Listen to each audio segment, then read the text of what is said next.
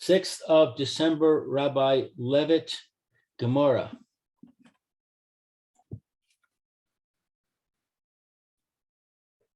Okay, where are we holding over here? We we did Rabbi Yochanan, and then we did Rish Lakish, and then and then Rabbi Yirmiyah said Anan Hashta. Then Moore made a calculation. Morning, Phil. Good morning. A good Zos Chanukah. Where are we holding? Where are we holding? We are. Let's go to. We actually did this. Anan Hashta. This is about more than halfway down on the page.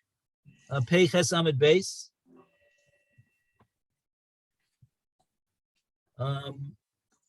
Okay. You're starting for Anan Hashta? Anan Hashta, yeah. Okay, I see. Okay, so let's just we'll say this over again and see if we can if we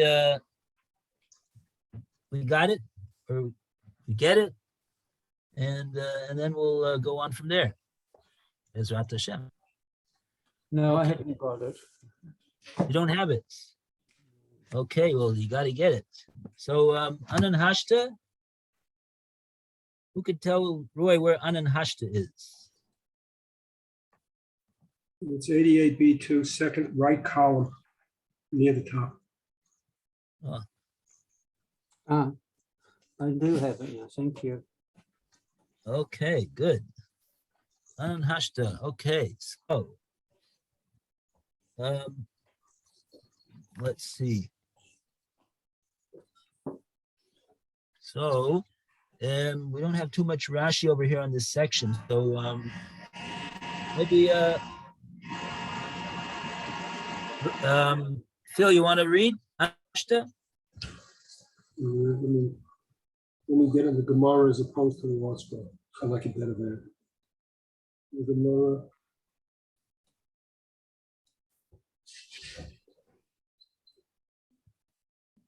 In the middle here. Anan Hashta.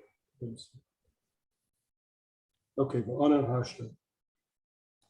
And now we say, Dain Rabbi Yirmiyah Bava, Dain Rabbi Yehuda ben Shimon, Rabbi Shimon ben Lakish, whether it's Rabbi Yehuda Abba or whether it's Yehuda according to Rabbi Shimon ben Lakish. Zero, they hold, they both hold. They both hold like this.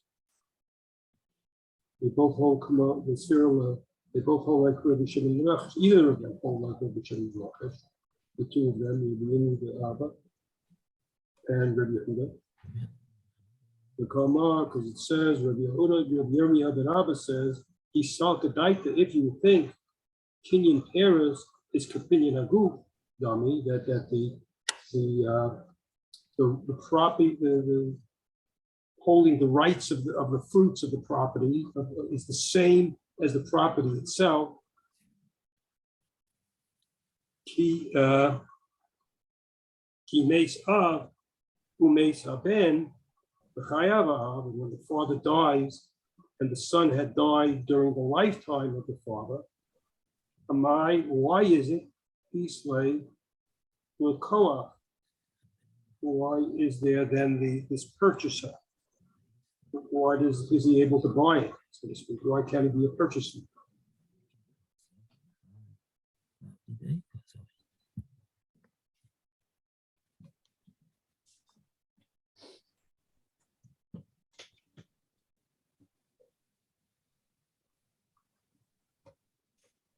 Why does the borrower have it? The purchaser have it? Because Zavim is once he sells it, I love the day. What isn't it his one once he sells it? Love the day. Well, it's not his. But if he sells it, he's selling something that's not his. Because Zavim, when he sells it, Elav isn't Shemana. Don't you learn from it? Learn from that Shema Mina, can you Paris lot could a group dummy? It wouldn't be. It's not like the Paris is not like selling the property, selling the Paris, selling the rights of the item. Right. So in this case of the Mishnah, where the father didn't sell, he deeded his property to his son, and he said, Mehayom Mola'acha Misa, this that he said that he gives the property itself to the son, but he's holding back for himself the kinyan peros, the right to the produce of the field, and only la'achar misa will that go to the son. So therefore, according to Rabbi Yerim Bar Abba, we see from this Mishnah that kinyan peros is lav kinyan guf dami, that the acquisition interest the father has in the produce doesn't mean that that he owns the land itself in any way, shape, or form. Because otherwise, it couldn't say in the Mishnah that what the son sold, when the son sold to the purchaser, he's not going to get anything as long as the father is alive. But the implication is that when the father is no longer alive, he is going to get something. And furthermore, Rabbi Yerim Bar Abba wants to say that what it says, that in the Mishnah, it means even in the case where the son went before the father, passed away before the father. So therefore, what do we see? We see kinyan peros is lav kinyan guf dami. That means that even the produce that was owned 100% by the father in his lifetime, even after he deeded the property to his son, nevertheless, it still allows the son to sell that property and sell the goof of that property, sell the property itself, and therefore that transaction that he made with this purchaser is effective. And that is so even if the son passes away before the father, so that the produce never came into the hands of the son. The father had it the whole time that he was alive after he sold it.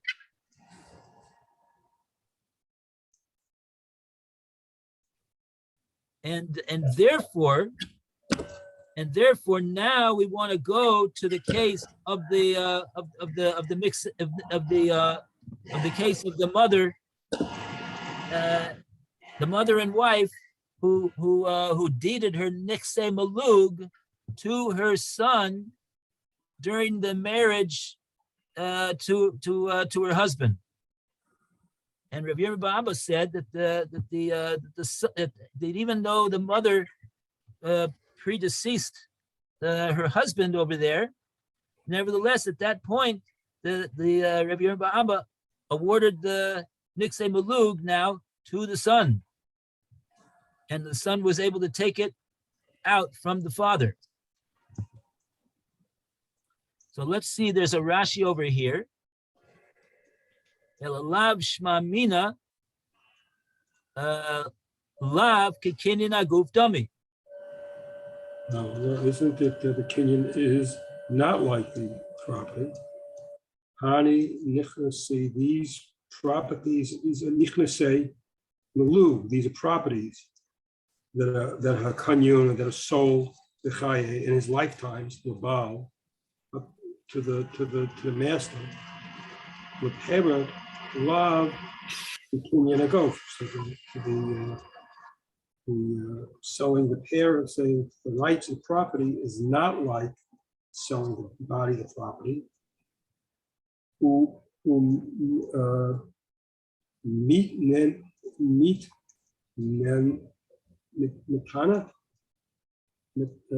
Matana, something like, it's like he's giving a gift. The acharav, in spite of that, Doma the Chayav, he was silent in his lifetime. He was quiet about it in his lifetime. What? Oh, Umatnasa Matana. Yeah, he's giving a gift. And He's her giving a matana gift. that she gave to the son Oh, of the even- Nixay Malug is a matana. It is a valid matana. The afogav de mesa b'chayav, and he and died that is, during his lifetime. yeah, He that's was even died. so. Even though she passed away before, in the lifetime of her husband. So when she passes away, those Nixay Malug, now they go to the son. The husband had a right to the Nixay Malug the whole time that she was married to the mother was married to this man, and even though she deeded the Nixay Malug as a gift to her son, the son cannot get it right away. He as long as as long as his mother is married to this man, that man owns the Nixay Malug during the marriage. But now, once the woman passed away, we don't say that, since she predeceased her husband, so the husband gets the Nixay Malug. No, that goes to because she already deeded the property to her son. And what do we learn from that? We learn from this. Rashi explains to us that this is because the Nixay Malug represented the Kinyan Peros that the husband had in the property that was owned by the wife. And we see over here that Kinyan Peros is lav ki Kinyan Aguf Dami, because if it had been the case that Kinyan Peros is Kinyan Aguf Dami, so then the sale that the mother made, or the gift that the mother gave to the son, would never have been effective if she unless the husband passed away before her. But since in this case the husband survived her, so then that gift that she gave to the son would have been null and void, because it was because the husband, by the virtue of the fact that he has the Nixay Malug interest in the property, which represents the peros, the produce, the profits of the property, even though the mother actually owns the property, but that Kinyan Peros is regarded as like a Kinyan in the property itself, which would prevent the mother from deeding the property itself to her son.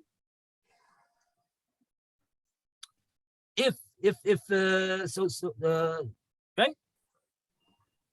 So she would own the gift that she gave to the son would only be able to be effective if the father predeceased, not the father, he's not his father, the husband predeceased this wife who owned the property. But since we see, but Rabbi Yirmiyah bar Abba is saying that we see from this Mishnah that Kinyan Peros is not Kinyan Aguf Dami, and therefore the matana of the mother that she gave in her lifetime to the son is preserved. Okay. Any questions on that? It's a lot of talking.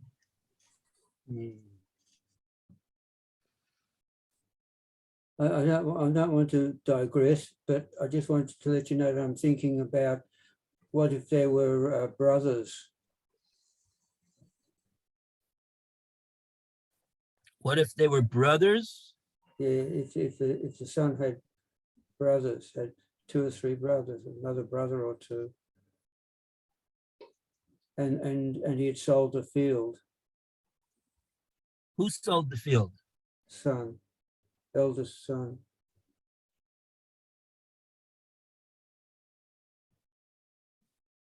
And, But and the anyway, mother- anyway, it's not really for now, I don't think. But okay, I've just been thinking about it. That's all.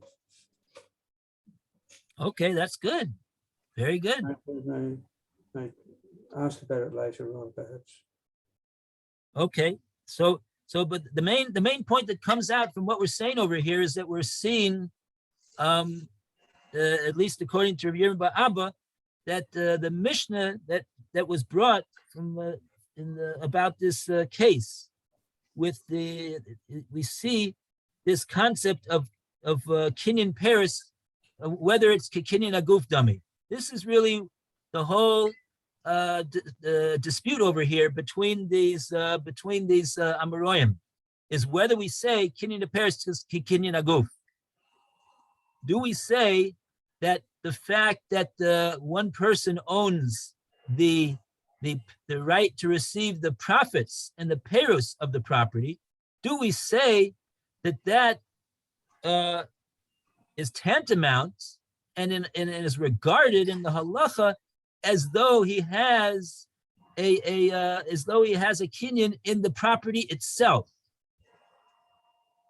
And the nafkamina to that would be, would the actual owner of the property be able to sell the property after the, would he be able to sell the property?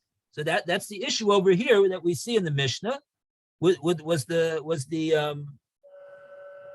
And in the case of Rabbi Bava, is the mother able to give the matana to the son? Or is the husband who has the right to the perus of the properties able to prevent that gift? So that's the same thing that's going on in the Mishnah that we brought here in the Gemorrah. Is the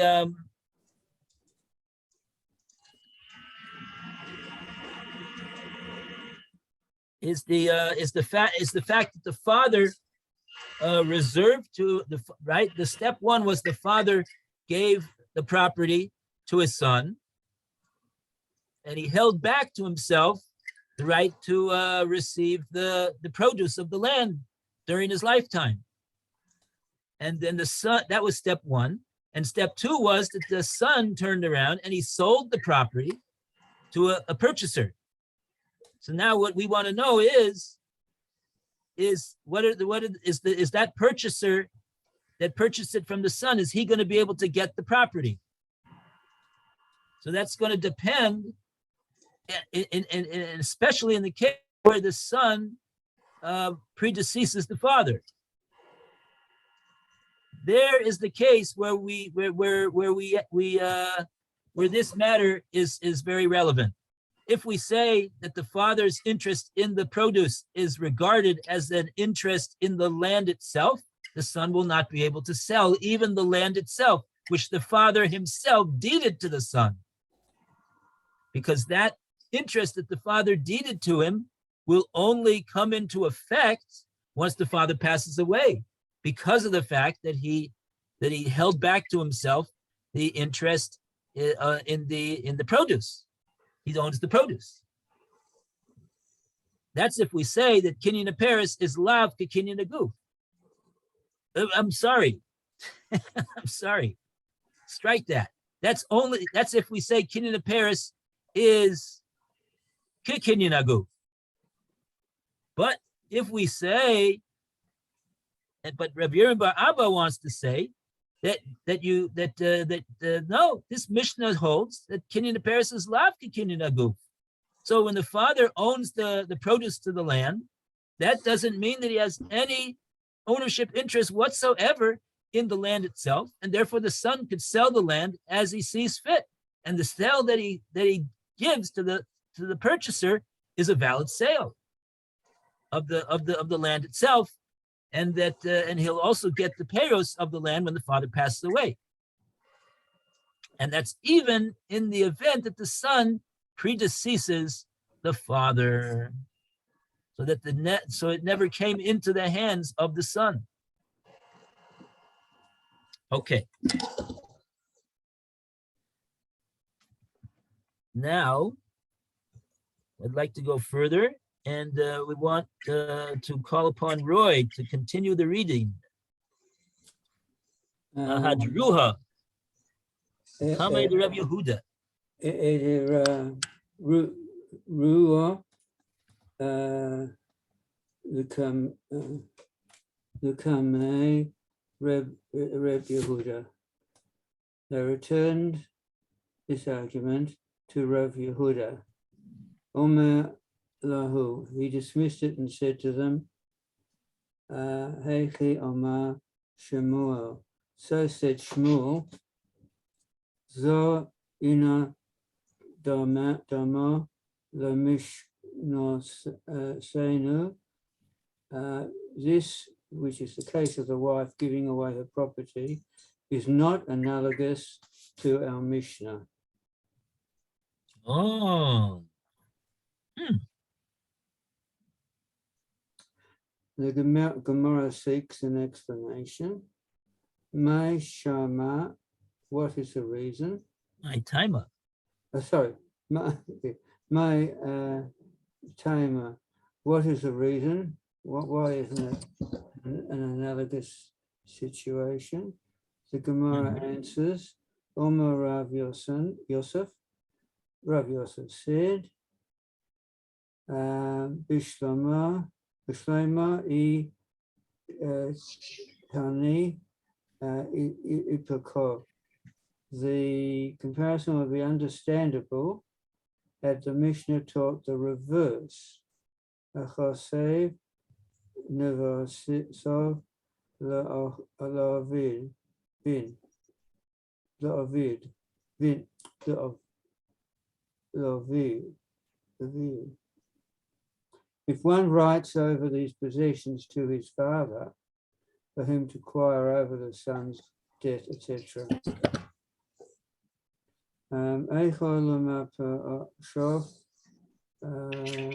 Mina Diknayan Paras Kis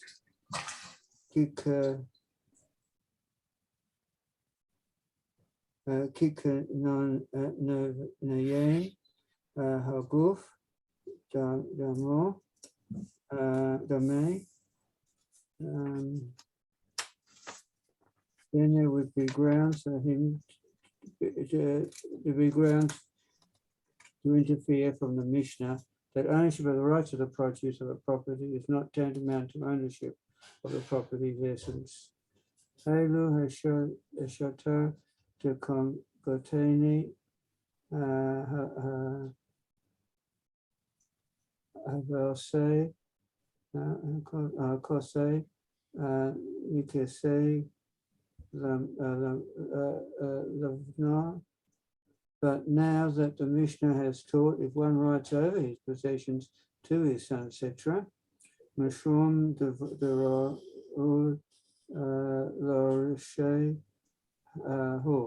the reason for the sale is valid, is that the son is in any case fit to inherit the father.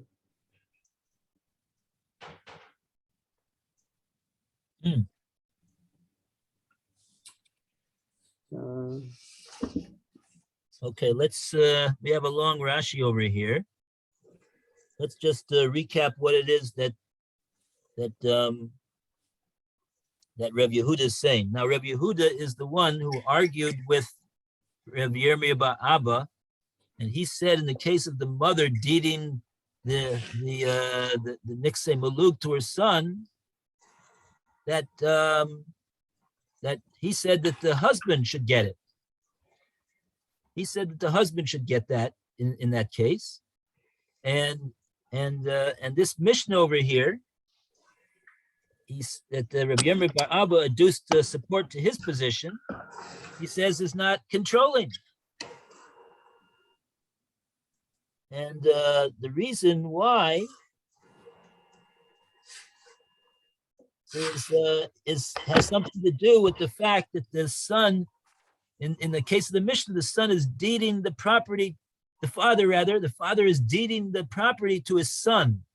And since his son is a yoresh of the father, he inherits the father.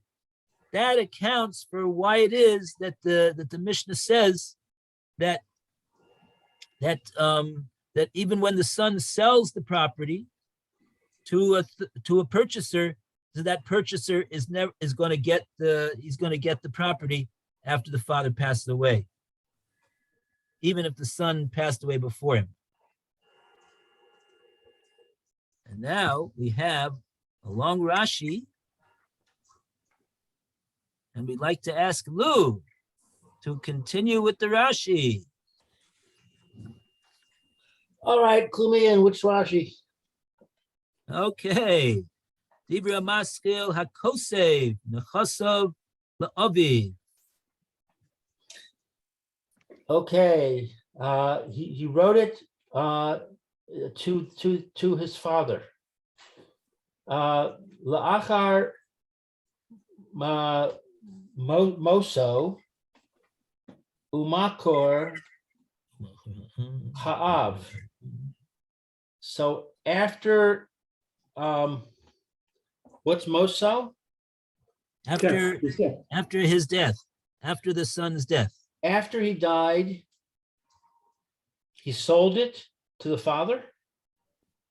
He deeded property that was in the son deeded property to the father After he died, as of after he died. Yeah, he said, and this will be effective. Yeah, that's what it sounds like. No, you have the words have to go after he died, and he sold the father during the lifetime of the son.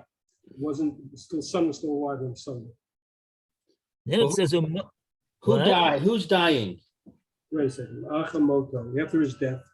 Mochra av b'chaya ben umesa av b'chaya ben.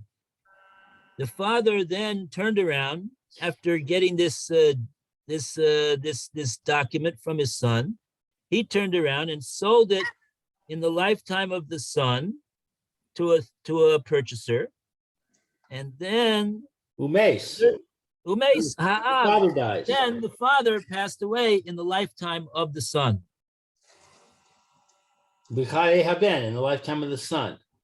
Yeah. Amar Lan Reish Lakish says, Dekane Lokeach, the purchaser acquires it. Shema'anan. Oh, sorry. Shemainan. Shma'inan, we hear from here. Shma'inan. Okay, so we hear from here. Mishum de Kinyan Peros, because of the fact that he owns the produce. Shehain Kinuyin Leben, that it is acquired by the son. Lav Kinyan Haguf, not the acquisition of the goof. Demay, it's not like that. Aval Hashta now de lama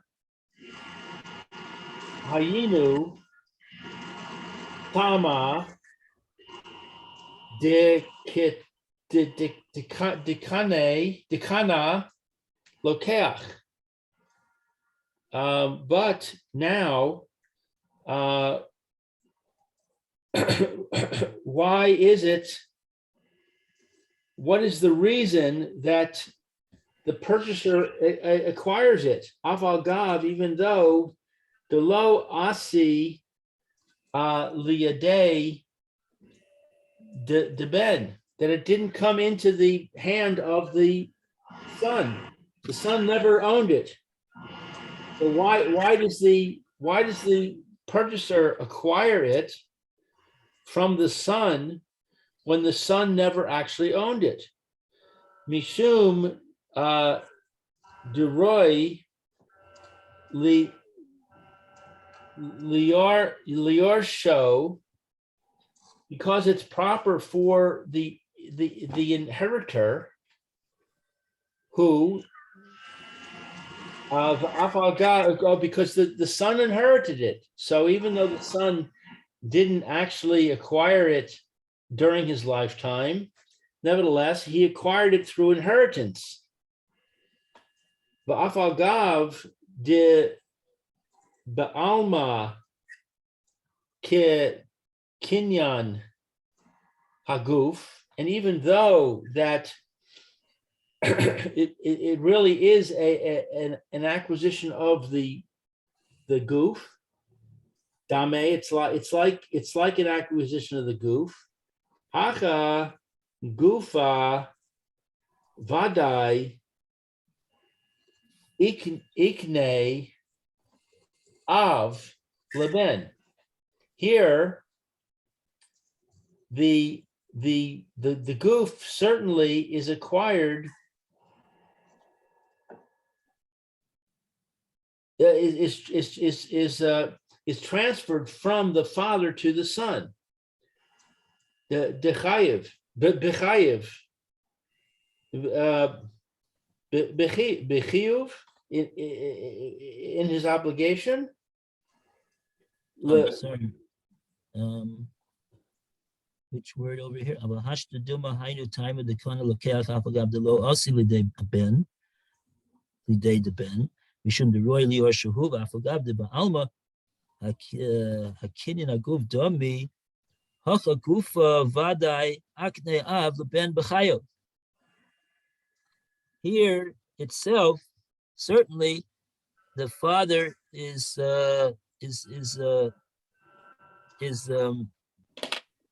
giving it to the causing the son to acquire in his lifetime. In the lifetime of the father. That's the word. Lifetime of the father. Oh, yeah, in his lifetime, meaning the lifetime of the father. The muchran keshirtzeh dei mishum la'achar bisa.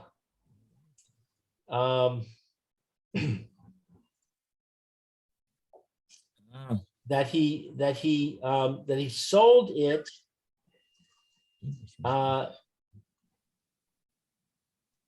that he wanted for the reason that after he died,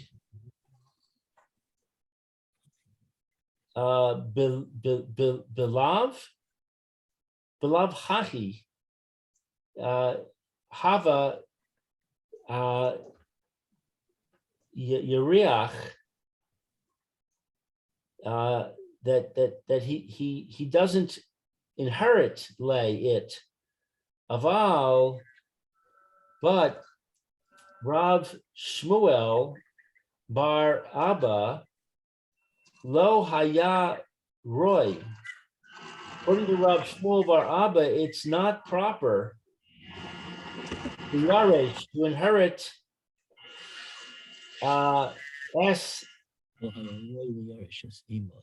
Imo, to inherit his mother, Ella, except Rebbe Abba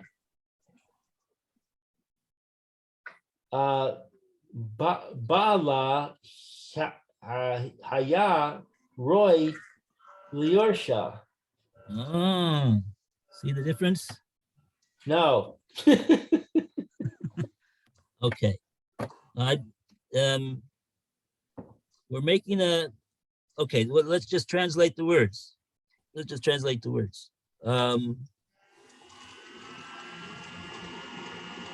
Okay, so what is Rashi trying to explain over here? Rashi is trying to explain the dechia of Rav Yehuda. We just got through proving, Rav Yirmiyah bar Abba just got proving that the Mishnah that we've been talking about with the father deeding the property to the son and reserving the produce for his duration of his lifetime, Rav Yirmiyah bar Abba said, yeah, you see from this Mishnah, it's a proof to me that Kinyan Paris is lav Kinyan Guf, and therefore that accounts for the fact why the husband was not able to stop the wife from deeding the property to the son, even if she predeceases the husband. So now they said this whole thing to Rav Yehuda. He's the bar plukta. He's the one who disagrees with Rav Yirmiyah bar Abba. He's the one who said that no, the husband should be the one to get this property after the wife passes away, not the son. So they had a machlokes over there. So he says, you got no proof from this Mishnah over here, Rav Yirmiyah bar Abba. There's no proof from this Mishnah. And what's the reason why there's no proof? The reason why there's no proof is mishum the roy leyorshahu. It's because in the case of the Mishnah where the father was deeding the property to his son, in that case, the son was in any case in line. That's what it means over here that he was roy. It was fitting, meaning he was the one who was in line to inherit the father. So even if the father would not give him this deed on the property in his lifetime, in any case, this son is roy. He's in line for, and it's fitting for him to inherit that property from the father when the father passes away. So therefore, we don't see that the reason why the Mishnah says what it says is necessarily because Kinyan Paris is lav Kinyan Gufdam. He says over here, Shmuel, Rav Yehuda. It's a lot of names over here, but it's due to the fact that the son in any case was going to inherit the father. So therefore, in the case that we're having our machlokes between the wife deeding the present to the son, in that case, you know who inherits the mother? Who inherits the mother when she passes away? The father. The husband. Right. And not the son. Right. So because that is so he is the one who's on that basis, because he's the inheritor. So in that case, this principle of Kinyan Paris, Lavki Kinyan Guf is not gonna be winning the day. And therefore, in that case, the father is going to get it, and not the son, So that's the background to this Rashi over here. Okay, so now should we go? Time is up. Time is up. Baruch Hashem. Okay, we did it again. Take care. Have a good day. Be well. All right. Thank you, Rabbi. Freilich and Zos Chanukah. Last day. We need the koach of Hanukkah to help us understand this Rashi. What are we going to do tomorrow? Hey, we're in trouble. I'm going to have to do some work over here. Okay. Trouble gadol. Very good. All right. Thank you. Bye. All the best. Take care. Take care.